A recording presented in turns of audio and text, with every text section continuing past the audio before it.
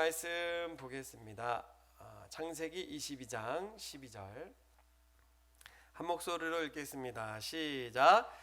사자가 가라사대 그 야에게 내 손을 대지 말라, 아무 일도 그에게 하지 말라. 네가 네 아들 내 독자라도 내게 아끼지 아니하였으니 내가 이제야 네가 하나님을 경외하는 줄을 아노라. 아멘. 아멘. 할렐루야. 감사, 가장 귀한 것을 드려라 라는 말씀의 제목으로 하나님 은혜 나누도록 하겠습니다. 자, 이제 우리가 다음 주가 무슨 주일이죠? 추수감사주일이죠. 저에게는 한 가지 고민과 기도가 있습니다. 어떤 거냐면 다음 주가 추수감사주일인데 하나님 앞에 어떻게 드려야 될까라는 이런 고민과 기도가 있어요. 그 전에 고민과 기도를 얘기하기 전에 제가 이거 말씀드리려고 그랬는데, 주보에 제가 이렇게 이제 여기 보시면 예배 잘 드리기 위해서 어떻게 해야 되는지에 대해서 이렇게 세 가지, 뭐 많이 있지만 그래도 좀 이렇게 세 가지 적어놨어요. 우리가 요거를 한번 그래도 뭐 읽으셨겠지만 머리에 좀 이렇게 새기셔야 되는데, 지각하면 안 됩니다. 예배는 지각하면 안 돼요. 지각하지 마시고 좀 20분 전에, 적어도 20분 전에 오셔서 그날 있을 그 이제 예배 모든 순서들을 좀 주보를 통해서 확인하셔서 어떻게 우리가 예배를 드려야 될지에 대해서 마음을 좀 준비하셔야 됩니다. 그러니까 지각하면 이거 아무것도 준비가 안 된 채로 이렇게 드리게 돼요. 그래서 예배 드릴 때 은혜 받기가 좀 많이 힘듭니다. 자, 아시겠죠? 네. 그리고 두 번째, 예배는 영적 전쟁입니다. 하나님 말씀 시간만, 찬양도 열심히 해요. 뭐 광고도 잘 들어요. 근데 말씀 시간만 딱 시작하면 눈이 천근만근 되는 분들이 있어요. 근데 물론 잠을 아예 못 자서 한두 번 이렇게 그럴 수도 있겠지만, 육신이 피곤한 것을 우리가 뭐 어쩔 수 없겠지만, 근데 이제 말씀 시간만 되면 이게 졸리는 경우가 있어요. 이건 영적 전쟁입니다. 예수님의 이름으로 쫓아내시고 이기셔야 됩니다. 그리고 세 번째는 말씀 전하는 설교자하고 눈이 이렇게 마주쳐야 돼요. 그러니까 설교자가 나를 보던 말던 상관없이 이렇게 설교자하고 눈이 마주치면서 예배를 드려야 이렇게 영적으로 이렇게 교통이 됩니다. 왜냐하면 이게 이 설교 시간에 이게 본문을 이렇게 보는 게 아니고 내가 읽을 성경 통독을 하시는 분들이 계세요. 성경 통독을 이렇게 본문과 상관없이 이렇게 쭉 읽어요. 그래서 이렇게 예배를 드리면 저분이 말씀을 듣는 건가 이렇게 싶은데 아닌 것 같아요. 성경 통독을 하고 계세요. 그래서 나만의 성경 통독, 나만의 어떤 그 시간을 보내시는 경우들이 있는데, 그렇게 하면 안 됩니다. 하나님께서 주신 은혜를 받을 수가 없어요. 여러분, 예배는 하나님이 정한 순서대로, 그러니까 순서대로 이렇게 잘 순종하면서 오는 거예요. 찬양합시다 그럼 찬양해야 돼요. 근데 찬양합시다 했는데 기도하는 분들 계세요. 기도합시다 그러는데 또 찬양하시는 분들 계세요. 여러분, 그게 아닙니다. 이것도 순종이에요. 순종. 찬양하자 그러면 찬양하고요, 기도하자 그러면 기도하고요, 또 뭐 이렇게 나누자 그러면 나누고, 인사하자 그러면 인사하고, 모든 것이 이렇게 예배 가운데 순종이 있습니다. 그리고 하나님 말씀에 이렇게 따라갈 때에 그 시간 순서마다 주시는 은혜가 있습니다.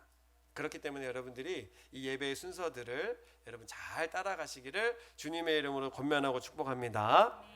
자, 다시 말씀으로 돌아와서 이제 다음 주가 이렇게 추수감사주일인데, 감사주일을 우리가 어떻게 드려야 될까? 여러분, 혹시 여러분들은 이런 고민 있으세요? 다음 주 추수감사주일인데 추수감사주일 어떻게 드리지? 그런 고민이 있으세요?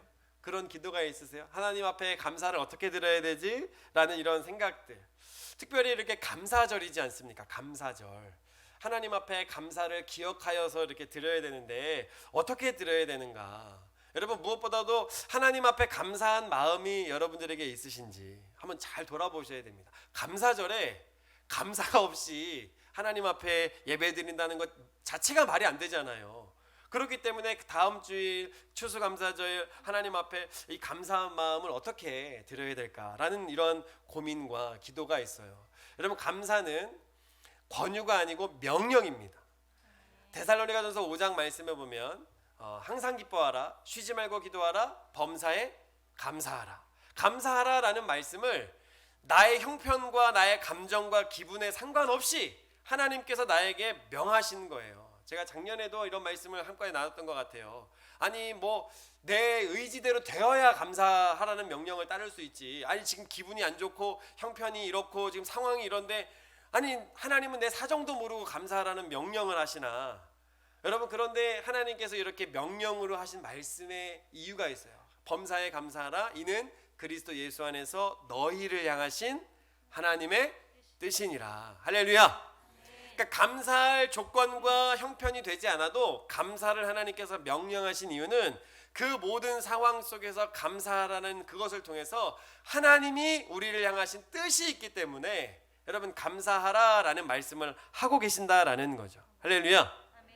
그래서 우리의 형편과 사정과 어떤 이 조건과 상관없이 일단은 하나님의 명령이기 때문에 다음 주일날 특별히 추수감사주일을 하나님 앞에 감사절기로 이렇게 드려야 된다라는 거예요. 순종을 해야 되지 않겠습니까? 할렐루야. 그런데 이제 어느 목사님 말씀을 듣다가 감사를 하지 못하는 4가지 이유 이렇게 해서 딱 정리를 하셨더라고요. 그래서 공감이 많이 됐는데 이런 거예요. 첫 번째, 감사를 왜 못하냐? 내게 주신 것을 안 보고 내게 없는 것을 보기 때문에 그렇다라는 거예요. 잘 생각해 보세요. 내게 주신 걸 안 보고 내게 없는 것을 본다라는 거예요. 여러분, 다른 사람이 가진 것 보면요 감사를 할 수가 없어요. 예를 들어서 제가 동엽이에게 10만 원을 딱 줘요. 그러면 동엽이가 저한테 뭐라 그럴까요? 아, 감사합니다 그러겠죠. 그런데 제가 옆에 있는 성주에게 100만 원을 줘요. 아무 이유 없이. 그러면 갑자기 그 10만 원 없다가 생겼는데 감사하다가 옆에 있는 사람이 100만 원 받는 거를 딱 보는 순간 감사가 사라져요. 왜냐하면 나는 왜 적게 주냐 이거죠. 성경에도 그렇게 나와 있어요. 한 데나리온 주겠다고 약속을 하고 일자리로 포도원으로 일꾼으로 써주겠다. 아, 감사합니다. 아, 나를 일꾼으로 써주셔서 감사합니다. 그런데 일이 다 마치기 1시간 전에 온 사람들도 있어요. 그 사람도 역시 한 데나리온을 받는 거예요. 아, 난 더 일찍 왔으니까 많이 받겠지 했는데 그 늦게 온 사람하고 나하고 한 데나리온 똑같이 받으니까 불평불만이 생기더라라는 거예요. 처음에는 나를 일꾼으로 써주셔서 감사합니다 했는데 다른 사람하고 비교하다 보니까 감사의 마음이 싹 사라지게 되더라라는 거예요. 여러분, 내게 해주신 것을 보지 못하고 자꾸 없는 것 바라보고 다른 사람하고 비교할 때 감사할 수 없다라는 거예요. 두 번째는 무지해서 감사를 못한다라는 거예요. 여러분, 우리가 사실은 감사할 조건이 어마어마합니다. 내가 오늘 살아있음에 감사하고요, 호흡할 수 있음에 감사하고요. 제가 요즘에 여기 어깨가 이렇게 걸려가지고 이렇게 고개를 살짝 돌리는데 약간 좀 불편해요. 여러분, 고개 하나 이렇게 획획 돌리는 것도 얼마나 감사한 일인지 몰라요. 우리가 2발로 걸어 다닐 수 있는 것도 감사한 일 아니겠습니까? 그런데 이걸 우리가 몰라요. 이게 감사한데 감사한 건지도 모르다라는 거예요. 그래서 무지하면 감사하지 못하다라는 거예요.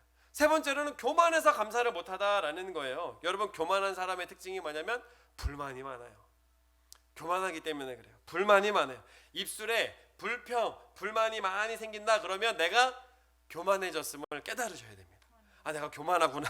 지금 왜 이렇게 불평불만을 많이 하지? 아, 교만하구나. 이렇게 깨달아야 된다라는 거예요. 그리고 교만한 사람의 특징은 뭐냐면 무엇이든지 자기 합리화를 시켜요. 자기 합리화. 그러니까 무슨 상황이 생겨도 내 잘못은 없어. 나는 옳아. 이렇기 때문에 내가 이런 거야 라는 자기 합리화를 잘 시킨다라는 거예요. 자꾸 자신을 변호하기 시작한다라는 거예요. 교만하기 때문에 그렇습니다. 네 번째로는 초심을 잃어서 그래요. 첫 마음을 잃었기 때문에 감사를 하지 못한다라는 거예요. 여러분, 구원의 은혜와 감격이 얼마나 큽니까? 예수 그리스도를 만나고 죄사함을 얻고 하늘의 나라를 유업으로 얻는다라는 이 사실이 얼마나 복되고 감사한 일입니까? 할렐루야. 아멘. 여러분, 이 사실 하나만으로도 저와 여러분들이 진짜 감사할 수 있어야 돼요.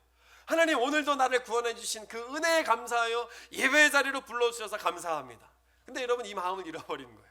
첫 마음을 잃어버린 거예요. 초심을 잃어버린 거예요. 삶의 풍파와 고난 속에서 이 마음을 다 잃어버린 거예요. 세상의 쾌락과 세상의 재미가 너무 좋아서 이 마음을 잃어버린 겁니다. 그러니까 감사할 수가 없는 거예요. 여러분, 사람이요 빈손일 때는 뭘 줘도 감사해요. 근데 두 손에 뭔가 가득 채우고 있을 때에는요 뭘 줘도 감사를 할 수가 없다라는 거예요. 그러니까 여러분, 우리가 심령이 가난한 마음으로 주님 앞에 나아가는, 그래서 심령이 가난한 자가 복이 있다라고 말씀하시는 거죠. 여러분, 이 4가지 기억하시기 바랍니다. 아, 내게 주신 것을 안 보고 자꾸 없는 것을 보니까 감사하지 못하는구나. 아, 자꾸 내가 몰라서 무지해서 감사를 못하는구나, 교만해서 감사를 못하는구나, 처음 마음을 잃어버려서 감사를 못하는구나, 이걸 깨달아야 돼요. 그럼 여러분, 우리와 저와 여러분들이 하나님 앞에 진정으로 감사를 드리고 있는가? 여러분, 하나님이 원하시는 감사는 어떤 걸까요? 물론 마음을 다한 감사, 중심을 다한 감사를 기뻐하시겠죠. 그런데 여러분, 우리가 말씀을 보면요, 이런 말씀들이 있죠. 사랑에 대해서 이런 말씀이 있어요. 말씀을 한번 보여주세요. 요한일서 3장 18절 읽어봅니다. 시작. 자녀들아, 우리가 말과 혀로만 사랑하지 말고 오직 행함과 진실함으로 하자. 아멘. 하나님이 우리 가운데 성경을 통해서 말씀해 주시는데, 말과 혀로만 사랑하지 말고 행함과 진실함으로 하자. 여러분, 하나님도 우리를 사랑하신다고 말씀을 하세요, 안 하세요? 근데 하나님이 말과 혀로만 우리를 사랑하신다고 합니까? 아니면 행함과 진실함으로 하십니까? 행함과 진실함으로. 어떻게 행하셨습니까? 그 다음 말씀 로마서 5장 8절 시작. 우리가 아직 죄인 되었을 때에 그리스도께서 우리를 위하여 죽으심으로 하나님께서 우리에게 대한 자기의 사랑을 확증하셨느니라. 아멘. 우리가 아직 죄인 되었을 때, 원수 되었을 때, 연약할 때에 하나님께서 아들 예수님을 보내주셔서 십자가에 못 박아 죽이심으로 말미암아 하나님께서 우리에게 대한 하나님의 사랑을 확증하셨다, 행함과 진실함으로 하셨다라고 이렇게 성경은 기록하고 있습니다. 근데 사랑뿐이겠습니까? 그럼 믿음은요? 믿음 다음 말씀 읽어봅니다. 시작. 영혼 없는 몸이 죽은 것 같이 행함이 없는 믿음은 죽은 것이니라. 아멘. 아멘. 행함이 없는 믿음은 죽은 거래요. 나 믿어. 나 믿어. 나 하나님 믿지. 한데 절대로 하나님 아버지의 말씀을 따르진 않아. 여러분, 이건 죽은 거예요. 이 믿음이 너를 능히 구원하겠느냐라고 성경은 반문하고 있어요. 여러분, 내가 아무리 믿는다고 말만 혀로만 얘기를 해도 그것을 증명으로, 순종으로 증명해내지 않으면 여러분, 그 믿음은 죽은 믿음이다라고 했어요. 절대로 구원을 얻을 수 없다라고 얘기한 거예요. 그러면 사랑도 행함과 진실함, 또 믿음도 행위를 강조하고 감사는 어떨까요? 감사. 그 다음 말씀 보겠습니다. 감사. 시작. 감사로 제사를 드리는 자가 나를 영화롭게 하나니 그 행위를 옳게 하는 자에게 내가 하나님의 구원을 보이리라. 아멘. 감사로 예배를 드리는 사람들, 오늘 우리가 감사로 이렇게 예배를 드리잖아요. 그런데 그냥 마음으로 혀로만 하는 것이 아니고요, 그 행위를 옳게 하는 자에게 하나님께서 구원을 베풀어 주신다라는 거예요. 그러니까 여러분, 믿음도 사랑도 감사도 성경에 보면 전부 다 그냥 말과 혀로만 강조하는 것이 아니고 우리의 행함과 진실함으로 나타내어야 된다라는 것을 강조하고 있습니다. 할렐루야. 누가복음 17장에 보면요, 10명의 문둥병자가 나오죠. 여러분들이 다 알고 계실 거라고 생각이 됩니다. 근데 이 10명의 문둥병자가 예수님께 나오는데 멀리 서야 돼요. 멀리 서서. 문둥병자는 절대로 다른 사람들에게 가까이 가서는 안 됩니다. 죽을 수가 있어요. 여러분, 멀리 서서 우리를 불쌍히 여겨주소서, 우리를 긍휼히 여겨주소서 라고 소리쳐서 예수님께 간구하고 간청을 합니다. 그랬더니 예수님께서 소리치십니다. 너희 몸을 제사장들에게 가서 보여라 라고 말씀하세요. 아니, 고쳐달라니까 가래요. 가래. 근데 여러분, 이것도 믿어야지만 갈 수 있어요. 믿었어요. 갔어요. 가던 중에 다 나음을 입었습니다. 여러분, 이것은 믿음으로 고쳐지게 된 놀라운 일이에요. 예수님의 말씀을 믿고 갔더니 나에게 이러한 은혜가 있구나. 여러분, 그런데 그 뒷말씀에 보면요, 아시다시피 그 10명 중에 몇 명만 돌아와요? 한 명만 돌아와요. 그 한 명이 사마리아인이었어요. 그 한 명이 돌아와서 예수님께 무릎을 꿇고 엎드려 감사했다라고 했어요. 여러분, 믿음이 쉬워요? 감사가 쉬워요? 믿음이 쉬워요. 감사는요, 믿는 것보다 더 어려워요. 많은 믿음의 성도들이 있지만 진실로 주님 앞에 감사하는 사람은요, 극히 적음을 그 성경에서 알려주고 있다라는 거예요. 여러분, 오늘 우리가 여기 이렇게 많이 계시지만 진짜 주님 앞에 감사로 예배드리고 감사로 주님 앞에 나아가는 사람은요, 전부가 아닐 수 있다라는 것을 성경에서 얘기하고 있다라는 거예요. 전부가 아니라는 거예요. 전부가. 여러분, 그 한 사람이 내가 되기를 축복합니다. 우리 모든 성도님들이 주님 앞에 진실로 나아갈 수 있는. 그래서 여러분, 이 문둥병자가 나음을 입고 감사를 어떻게 했습니까? 그 행위를 가지고 돌아온 거예요. 여러분, 주님 앞에 어떠한 모습으로 돌아오는 거, 내가 세상 사랑하다가 진짜 주님 은혜 감사하다면 내가 주님 앞에 돌아오는 것, 여러분, 이것이 행위를 옳게 하는 것이고 주님 앞에 행함으로 진실함으로 나타내는 것이다 라는 거예요. 여러분, 그런 믿음과 순종이 있기를 주의 이름으로 축복합니다. 우리가 이 부분에서 정말 감사를 하나님 앞에 나타냈던 그 한 여인을 우리가 성경에서 찾아볼 수가 있는데, 요한복음 12장에 보면 우리가 한번 이건 찾아볼게요. 요한복음 12장 1절부터 한번 좀 찾아보겠습니다. 창세기 22장을 잘 이렇게 킵해 놓으시고 요한복음 12장 한번 찾아서 보도록 하겠습니다.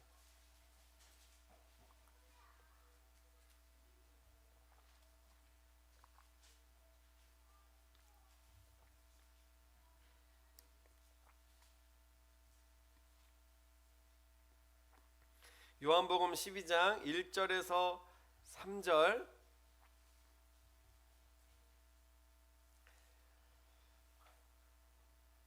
읽어보겠습니다. 요한복음 12장 1절에서 3절 시작. 6월절 엿새 전에 예수께서 베다니에 이르시니 이곳은 예수께서 죽은 자 가운데서 살리신 나사로에 있는 곳이라. 거기서 예수를 위하여 잔치할새 마르다는 이를 보고 나사로는 예수와 함께 앉은 자 중에 있더라. 마리아는 지극히 비싼 향유 곧 순전한 나드 한 근을 가져다가 예수의 발에 붓고 자기 머리털로 그의 발을 씻으니 향유 냄새가 집에 가득하더라. 아멘. 여러분, 여기 말씀해 보니까 여전히 마르다는 예수님 대접하려고 열심히 일하는 모습을 볼 수가 있어요. 참 한결같아요. 근데 이제는 정진은 하지 않는 모습이 보이죠. 그리고 마리아는 그전에는 예수님 발 앞에 앉아서 말씀 듣는 것만 좋아했는데 마리아가요 참 많이 놀라운 변화가 있어요. 그 오신 예수님을 향해서 자기가 가지고 있는 값비싼 그 향유를 가지고 예수님의 발을 씻기고 부어드리고 했다라는 거예요. 그 향유, 여러분 이 향유의 값이 얼마인지 그 다음에 내용이 나오죠. 4절 5절 읽어봅니다. 4절 5절 시작. 제자 중 하나로서 예수를 잡아줄 가룟 유다가 말하되 이 향유를 어찌하여 300데나리온에 팔아 가난한 자들에게 주지 아니하였느냐 하니 아멘. 이 향유가 어림잡아 봐도 한 300데나리온 정도 되는가 봐요. 300데나리온, 한 데나리온이 하루 품삯이에요. 뭐 10만 원, 20만 원, 뭐 이렇게 하루 품삯이에요. 근데 300일치의 품삯이나 되는 값어치가 되는 것이 이 향유라는 거예요. 여러분, 이 순전한 이 나드 향유는 히말라야, 인도 산지에서 자생하는 스파이크 나드에서 추출되는 향유라고 합니다. 이 식물에서 나는 이 향유라 그래요. 그 굉장히 값비싸서 이 왕의 보좌나 식탁에 발라서 아주 고풍스러운 이렇게 향기를 내게 만드는 그런 향유라는 거예요. 특별히 장례식 때 그 향기를 낼 수 있도록 쓰여지는 그런 향유라고 합니다. 근데 어떻게 이 여인이, 그러니까 이게 수입산이에요. 이것도 이게 이 마리아가 이 수입 이 향유를 가지고 있는데, 아무튼 자기가 가지고 있는 것 중에 가장 귀한 것을 예수님께 이렇게 부어 드렸다라는 거예요. 여러분, 어떻게 마리아가 예수님께 이것을, 너무 비싼 건데 이걸 어떻게 부어 드릴 수 있을까? 여러분, 우리가 생각을 해보면 너무 이렇게 쉽게 생각이 되어지는 것이 있어요. 요한복음 11장에 보면 나사로가 죽었잖아요. 나사로가 죽었어요. 그런 죽었던 이 자기 오빠 나사로를 예수님께서 살려주십니다. 그 은혜가 이 집안에 가득하게 있었어요. 그래서 나사로가 죽었는데 살아난 그 놀라운 일이 마리아가 경험되어지니까 예수님을 향하여 무엇이 아깝겠습니까? 그러니까 예수님을 향하여 이렇게 부어드릴 수 있는 거죠. 여러분, 우리가 이런 걸 생각해 볼 때, 아니 마리아가 이렇게 부어드릴 수 있었던 건 이게 놀라운 일을 경험하지 않았느냐, 죽었던 오빠가 살아났는데 뭔들 아깝겠느냐. 여러분 생각을 해봐요. 정말 누구도 고칠 수 없고 누구도 할 수 없는 이 죽음에 대해서 누군가가 해결해 줬어. 그러면 여러분 뭘 아깝겠습니까? 다 드릴 수 있죠. 마리아가 그 일을 경험했으니까 이거 향유 드릴 수 있지. 나랑은 상황이 좀 다르다. 나는 죽은 자가 살아난 경험도 없고 뭐 하늘에서 돈이 뚝 떨어진 것도 없고 내 형편이 갑자기 180도 확 펴진 것도 없고 지금 코로나로, 지금 인플레이션으로 계속해서 삶이 힘든데 마리아는 그런 걸 경험이라도 했지 나는 그런 걸 경험을 못했으니 나는 마리아하고 지금 상황이 다르다라고 이렇게 여러분들이 생각할 수 있을 것입니다. 그런데 여러분, 마리아가 단지 죽은 오빠가 살아나서 이것 때문에 드렸겠느냐 하는 거예요. 여러분, 그렇지 않아요. 마리아는요, 예수님이 누구이신지 분명한 믿음이 있었기 때문에 이 순전한 나드 향유를 드릴 수 있었다라는 거예요. 여러분, 이게 어떤 거냐면 예수님이 누구시죠? 구원자이시죠? 그리스도이십니다. 그리스도. 근데 여러분 그 그리스도라는 뜻은 기름 부음 받은 자라는 거예요. 할렐루야. 예수님은 그리스도입니다. 기름 부음 받은 자라는 뜻이에요. 여러분 기름 부음은 구약에 보면 왕, 제사장, 선지자들이 기름을 부음을 받았어요. 여러분 그 의미가 함축되어서 그리스도 대신 우리 예수님에게 그 의미가 있는 거예요. 그런데 그 마리아가 향유를 부어드린 것은요, 예수님이 그리스도이심을 시각적으로 표현하고 나타난 거다라는 거예요. 여러분 하나님이 마리아를 통해서 예수님이 그리스도이심을 시각적으로 거기 있는 모든 사람들에게 보여주는 거예요. 여러분 예수님이 그리스도이심을 알고 믿었기 때문에 마리아가 향유를 부어드릴 수 있었다라는 거예요. 여러분 저와 여러분들에게 예수님은 누구십니까? 이걸 여러분 예수님은 너무 궁금해하세요. 제자들에게도 너희는 나를 누구라 하느냐? 다른 사람들이 하는 말 말고 너희는 나를 누구라 하느냐? 이걸 너무나도 궁금해하세요. 여러분 여러분에게는 예수님이 누구십니까? 그 누구이신지에 대한 정의에 따라서 내가 예수님께 어떻게 드릴 수 있는지가 완전하게 달라져요. 예수님 나의 전부입니다. 나의 생명입니다. 나의 구원자이십니다. 하는 것하고 예수님은 그냥 4대 성인입니다. 예수님은 누구신지 모르겠지만 그냥 계신 것 같습니다. 라는 것하고는 완전히 예수님을 향한 마음과 믿음이 다르다라는 거예요. 여러분 나의 예수님, 그분이 나의 구원자이시기를 주님의 이름으로 축복합니다. 그 예수님께 여러분 어떻게 감사를 드려야 되겠습니까? 여러분 그 고민이 저에게 있는 거예요. 그 고민이 우리 성도님들이 추수감사절을 맞이해서 어떻게 감사를 드려야 될까라는 고민과 기도가 있다라는 거예요. 먼저 여러분 추수감사절의 좀 유래를 먼저 아셔야 돼요. 추수감사절은 성경에 나와 있는 절기는 아닙니다. 이게 1600년도에 이 영국에서 신앙생활하던 퓨리탄들, 우리 한국말로 하면 청교도들이라고 해요. 신앙의 순수성을 지키는 그런 믿음을 가진 사람들인데 영국에서 국교를 정한 거예요. 성공회라고 국교를 정하니까 그 외에 있는 많은 신앙인들을 다 핍박을 한 거예요. 성공회가 아니면 다 핍박을 한 거예요. 그래서 이 퓨리탄들이 신앙의 자유를 찾아서 신앙의 순수성을 끝까지 지키고자 신대륙으로 떠난 거예요. 대서양을 배를 타고 메이플라워 호를 타고 이렇게 102명이 이 신앙인들이 이제 떠난 겁니다. 근데 항해를 하는 도중에 막 풍랑을 만나고 그래서 죽음을 당해요. 그리고 신대륙 아메리카에 도착을 했어요. 도착을 했는데 도착한 건 이 계절이 11월 달 요쯤 돼요. 11월 요쯤에 이때 도착하니까 날씨가 너무 추운 거예요.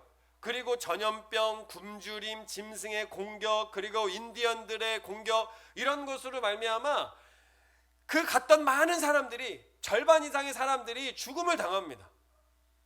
그리고 죽음을 당해요. 최악의 상황이에요. 최악의 상황. 그러나 인디언과 협정을 맺고 인디언들의 도움을 받아서 밀, 옥수수 이런 것들을 심어요. 그리고 그 다음에 정말 견뎌서 그 다음에 추수를 하게 됩니다. 근데 처음 거두는 거라 많은 것을 거두는 것이 아니에요. 없지만 그래도 하나님이 지금 우리와 함께 하신다라는 그 믿음을 가지고 신앙의 순수한 어떤 대가를 바라고 하는 것이 아니고 지금 자기의 동료, 믿음의 친구들, 지인들, 가족들이 죽었음에도 불구하고 하나님을 향한 믿음을 지키고자 그리고 나와 함께 하신 하나님, 그리고 이렇게 추수를 하게 하신 하나님께 감사를 드리는 것, 이것이 추수감사절의 첫 시작이었다라는 거예요. 첫 시작. 여러분 형편이 좋아서 드린 게 아니에요. 막 하나님이 풍요롭게 해주셔서 지금 막 넉넉하게 해주셔서 살만하게 해주셔서 추수감사절을 드린 게 아니다라는 거예요. 어려운 가운데 있지만 하나님이 나와 함께 하시는 것을 믿고 믿음으로 드렸다라는 거예요. 성경에는 추수감사절이 나오지 않지만 영적으로 보면 의미가 비슷한 절기가 있어요. 그게 초막절입니다. 초막절도 시기적으로는 비슷해요. 시기적으로는 비슷해요. 영적으로도 의미가 비슷해요. 초막절에 관하여서 우리가 성경을 좀 보면, 찾아서 보면 여기 말씀을 한번 볼까요? 그 다음 말씀 출애굽기에 보면 이런 말씀이 있습니다. 23장 16절 시작. 맥주절을 지키라. 이는 네가 수고하여 밭에 뿌린 것에 첫 열매를 거둠이니라. 수장절을 지키라. 이는 내가 수고하여 이른 것을 연종의 밭에서부터 거두어 저장함이니라. 아멘. 이 수장절이 초막절, 장막절, 수장절 다 똑같은 절이에요. 이름이 좀 달라요. 수장절은 연종의 연말 끝에 너희들이 이제 뿌린 것을 거두는 거라 그래서 수장절이라 그래요. 너희가 이 수장절을 지키라 라는 것은 초막절을 지키라, 장막절을 지키라, 수장절을 지키라 다 같은 의미입니다. 근데 이 수장절에는 네가 거둔 것에 대한 감사를 드려라 라는 이런 의미가 있어요. 그런데 이 수장절, 초막절에 대해서 레위기에는 또 이런 말씀이 있어요. 수장절은 굉장히 독특한 지켜야 되는 법이 있는데 그 다음 말씀 읽어봅니다. 시작. 너희는 7일 동안 초막에 거하되 이스라엘에서 난 자는 다 초막에 거할지니 이는 내가 이스라엘 자손을 애굽 땅에서 인도하여 내던 때에 초막에 거하게 한 줄을 너희 대대로 알게 함이니라. 나는 너희 하나님 여호와니라. 아멘. 수장절 때, 초막절 때 해야 되는 이스라엘 백성들이 반드시 해야 되는 게 있어요. 그건 뭐냐면 광야로 나가서 초막을 짓고 거기서 7일 동안 거하면서 살아야 돼요.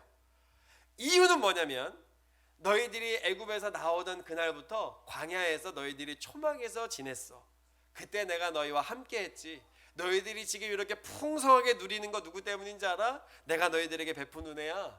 너희들이 이렇게 지낼 수 있는 거 너희들이 처음 마음 잃어버리지 마. 너희들 그렇게 어렵던 때, 너희들이 그 광야에서 방황하고 힘들었던 그때를 너희들 기억해야 돼. 지금 이 풍성한 거 그 어려운 때에 비하면 참 감사하지 않니?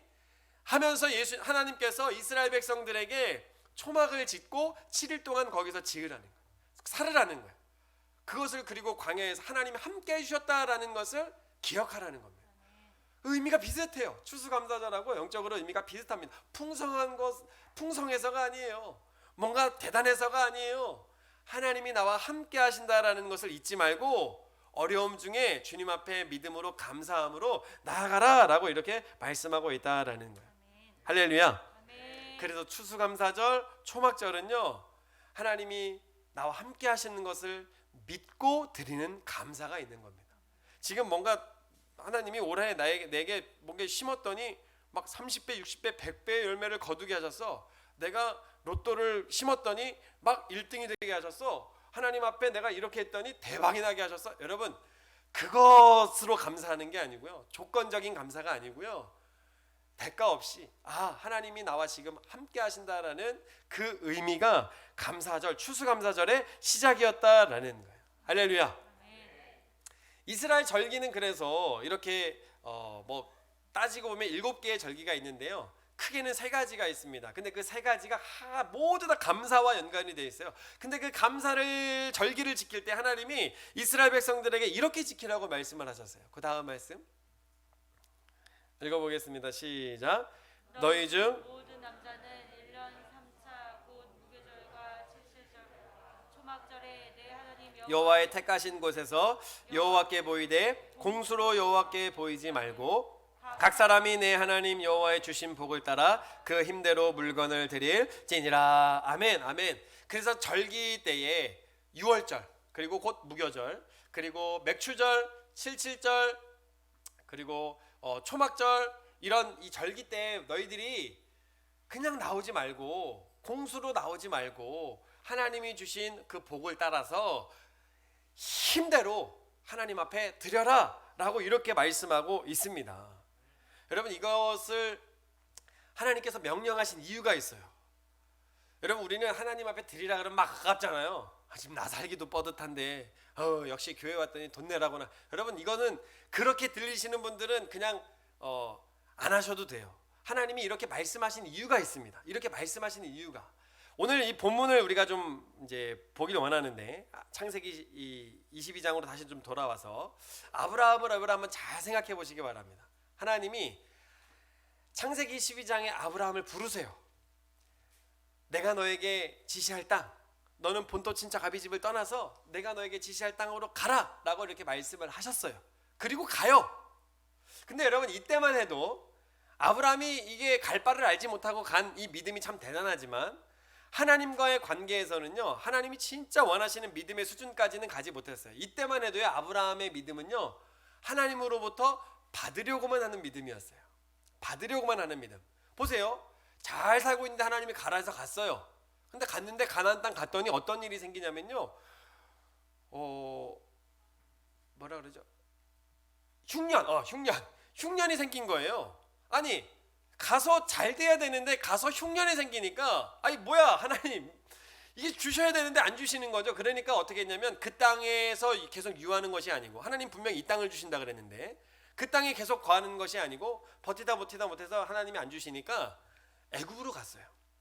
애굽으로. 그러니까 이때만 해도 아브라함의 믿음은요, 하나님 말씀에 따르긴 따랐지만 아직은 하나님으로부터 뭔가 받으려고만 하는 믿음이었어요.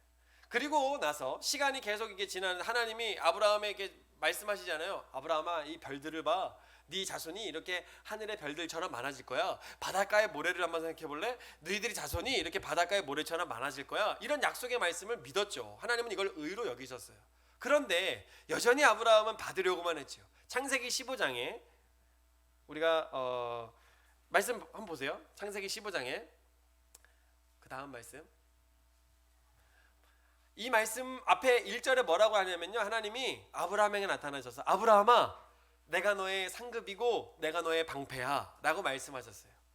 내가 너의 방패야, 내가 너의 상급이야, 내가 너에게 모든 거야, 이렇게 말씀하신 거예요. 상급이고 방패예요. 다 지켜주고 내가 너에게 다 채워줄게. 그런데 아브라함이 뭐라고 대답하냐면, 하나님이 나에게 상급이고 방패인 건 중요치가 않아요. 의미를 두지 않아요. 아브라함이 가로되 주여하여 무엇을 내게 주시려니까? 받으려고만 하는 거. 나는 자식이 없어요. 내 상속자는 이 다메섹 엘리에셀 뿐이니이다 라고 아직도 아브라함은 하나님께 받으려고만 하고 있어요. 받으려고만. 그런 관계가 계속 22장까지 유지가 되어 있다가 하나님께서 창세기 22장이 딱 되니까, 자, 요건 우리가 본문 22장 2절을 한번 보겠습니다. 창세기 22장 2절 성경을 좀 보겠습니다.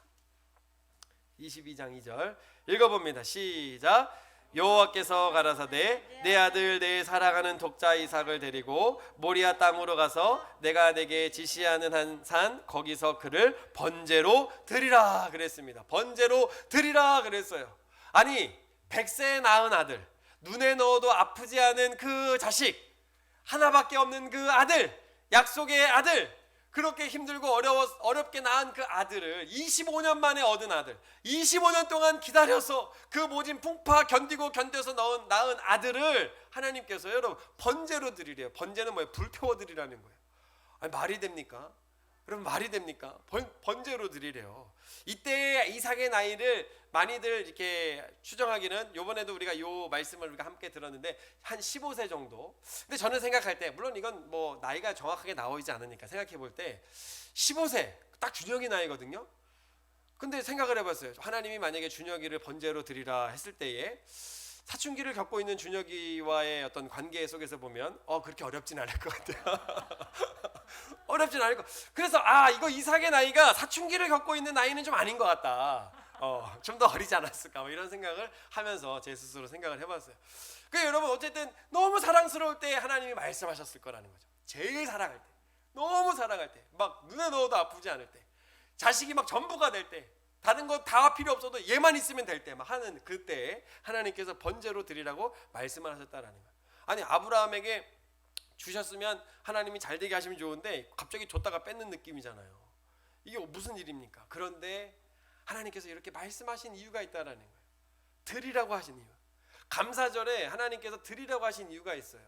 하나님 앞에 우리가 이 아브라함에게 이렇게 드리라고 하신 이유가 있는 거예요. 아브라함이 그 말씀을 듣고 우리가 뭐 이제 요 자세한 얘기는 우리가 다니엘 기도 때 한번 자세하게 들었지만, 아무튼 이 말씀을 듣고 순종을 합니다. 그리고 모리아 땅에 있는 그 한 산으로 가서 나무를 가지고, 그리고 이삭을 묶고, 그리고 하나님께 번제를 드리려고 이삭을 잡아 죽이려고 칼을 드는 순간 오늘 이 말씀을 하시는 거예요. 그 아들에게 네가 손을 대지 말라. 네가 사랑하는 그 독자 이삭을 나에게 아낌없이 나에게 드렸으니 이제야 네가 하나님을 경외하는 줄을 알리라 라고 하나님께서 이렇게 말씀하신다라는 거예요. 여러분, 이게 무슨 마음일까요? 무슨 뜻일까요? 이제까지는 하나님께서 아브라함의 마음을 모르셨다가 아들 이삭을 드리는 것을 통해서, 야, 이제 얘 드리는 거 보니까 이제 좀 드리는 줄 알겠네, 하나님이 깨달으셨다는 걸까요? 아니에요. 하나님이 이제 깨달으신 게 아닙니다. 아브라함이 하나님을 경외하는 것이 무엇인지 이제 깨달은 거예요. 하나님이 깨달으신 게 아니고요, 아브라함이 깨달은 거예요. 뭘 통해서? 드리는 것을 통해서. 내가 가장 아끼고 내가 가장 사랑하고 내가 가장 귀한 것을 하나님께 드리는 것을 통하여서 하나님을 경외하는 걸 이제 아는 거예요. 여러분, 여기에 나오는 이 경외라는 단어가 히브리어로 야레라는 거예요. 경외하는, 존경하는, 경배하는, 두려운, 무서운 이라는 의미가 있습니다. 하나님을 어떻게 존경하고 어떻게 존중하는지를 이제 아는 거예요. 여러분, 우리가 하나님 앞에 이렇게 경배하는 것을, 예배하는 것을 이렇게 하나님 앞에 나왔지만 하나님께 오늘 나와서 받으려고만 하는 사람은요, 하나님께 진짜 어떻게 경배하는지를 모르는 거예요. 내 가장 귀한 것을 하나님 앞에 드리며 나아갈 때에 하나님을 진짜 경배하는 것으로 하나님께서 아신다라는 거예요. 아멘. 여러분, 그 마음과 믿음을 하나님께서 아브라함에게 주시려고 너와 가장 아끼는 거 나에게 드려 라고 말씀하시는 거예요. 여러분, 그렇기 때문에 하나님이 그토록 우리 가운데 드려라 드리라고 하신 말씀은 하나님이 없어서가 아니에요. 하나님이 거지가 아니거든요. 온 우주 만물을 창조하신 분이거든요. 우리 것 하나님 앞에 내가 10에 하나 더 보탠다고 하나님이 부자가 되시는 게 아니거든요. 그런데 말씀하시는 이유는 내가 하나님 앞에 드리는 사람이 되어야, 하나님 앞에 내 가장 귀한 것을 드릴 수 있는 사람이 되어야 내가 하나님을 경외하는 것이 무엇이고 하나님이 어떠한 분이라는 것이 분명하게 믿음으로 생겨지기 때문에 신앙생활 이렇게 하는 거구나, 아, 신앙생활이 이런 거구나 라는 것을 하나님께 드릴 때 알 수 있다라는 거예요. 할렐루야. 여러분, 이게 아브라함에게 하나님께서 말씀하시는 거예요. 여러분, 아브라함에게요, 하나님이 이런 표현을 하세요. 아브라함은 내 벗이라고 하거든요. 벗, 친구래요. 하나님이 누구에게도 이런 말씀을 안 하세요. 근데 아브라함에게는요, 벗이라고 말씀을 하세요. 왜 하나님은 아브라함에게 벗이라고 말씀하셨냐면요, 아들 이삭을 바칠 때에 하나님께서 독생자 예수 그리스도를 이 땅에 우리를 위하여 내어주실 때의 마음이, 아브라함이 그 하나님의 마음을 조금 알게 되는 거예요. 하나님 아버지의 마음이 어떤지 자기 아들 이삭을 진짜 바치려고 했을 때에 그 마음을 조금 알게 되는 거예요. 그 하나님 아버지의 마음을 알게 된 이 아브라함을 향하여 벗이라 그래요. 여러분, 근데 이삭을 향하여서는, 이삭은 누구를 예표하고 있죠? 예수님을 예표하고 있죠. 왜? 순종함으로 번제단에서 아버지에게 원망 불평하지 아니하고 순종함으로 죽음까지도 감당을 하려고 했던 그 이삭은 예수님을 예표합니다. 근데 여러분 보세요. 성경을 보면요, 아브라함의 하나님, 이삭의 하나님, 야곱의 하나님이라고 얘기를 하죠. 여러분, 그냥 이걸 그냥 아브라함, 이삭, 족장을 얘기한 게 아니에요. 그냥 이게 하나님은 살아계신 자의 하나님이라는 의미도 있지만 아브라함은요, 하나님 아버지의 마음을 안 사람이에요. 이삭은요, 예수 그리스도의 마음을 안 사람으로 예표하는 거예요. 그럼 야곱은 뭘까요? 누구를 예표할까요? 야곱은 누구를 예표할까요? 네? 하나님, 성자 하나님, 아니 성부 하나님, 성자 하나님, 성령 하나님, 성령을 예표해요. 야곱의 인생이 어떤 인생이었습니까? 도망의 인생이었고 나그네 인생이었고 이방 땅에서 고생하고 유리하고, 그리고 이 야곱이 이 애굽의 바로 앞에 섰을 때 험악한 세월을 살았다고 고백했어요. 그 인생이 엄청 험악했어요. 그러나 끝까지 그 야곱의 인생 가운데 함께 하시는 분이 누구셨어요? 성령 하나님. 그 성령님을 예표해요. 그래서 아브라함과 이삭과 야곱을 이렇게 얘기를 하고 있습니다. 아무튼 이 아브라함에게는요, 하나님 아버지의 마음을 그렇게 알게 되는 거예요.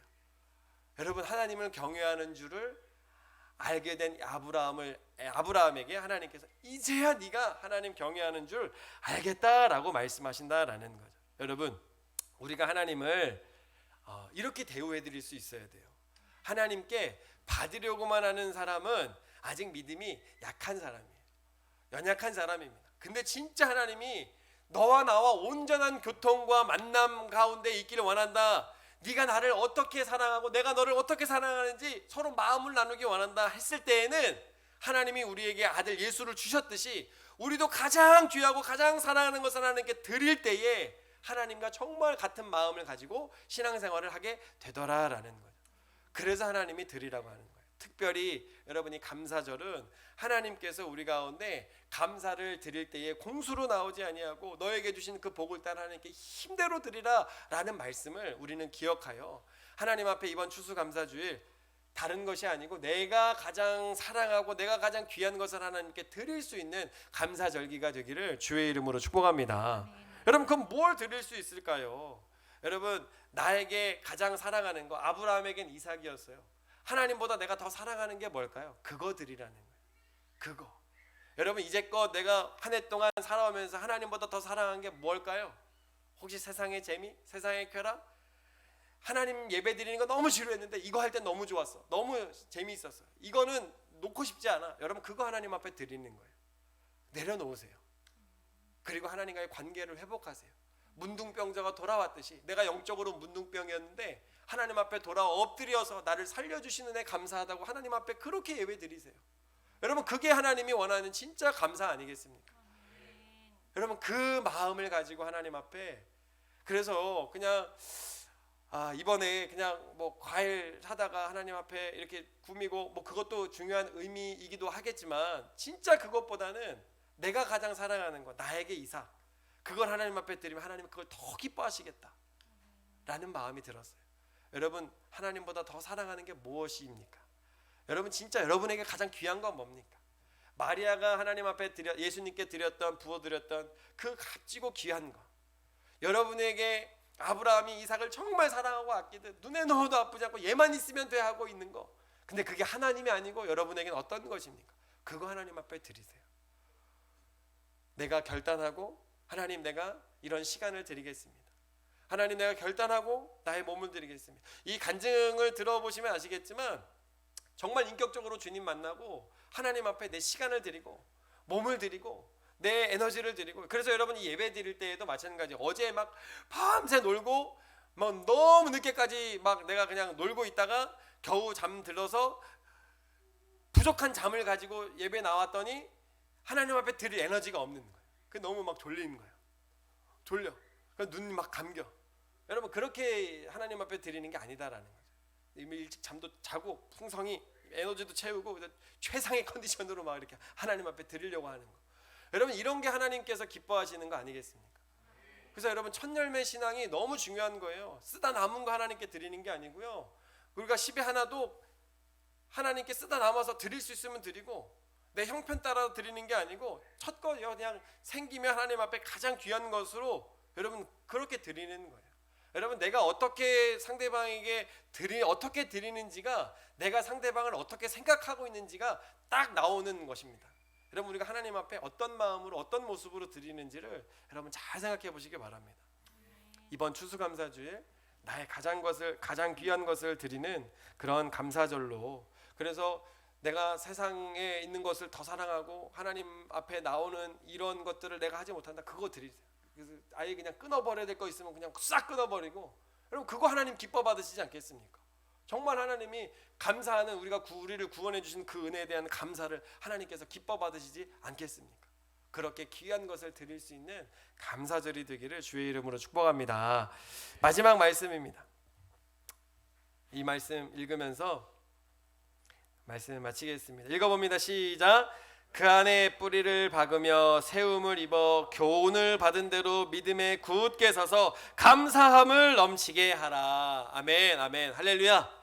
이번 감사절, 감사함을 넘치게 하는 감사절로 하나님 앞에 잘 드려서 여러분, 내 인생의 역전의 드라마, 내 인생에 하나님께서 일하시는 놀라운 그 임마누엘의 하나님을 경험하는 그런 감사절, 내 인생이 되기를 주의 이름으로 축복합니다.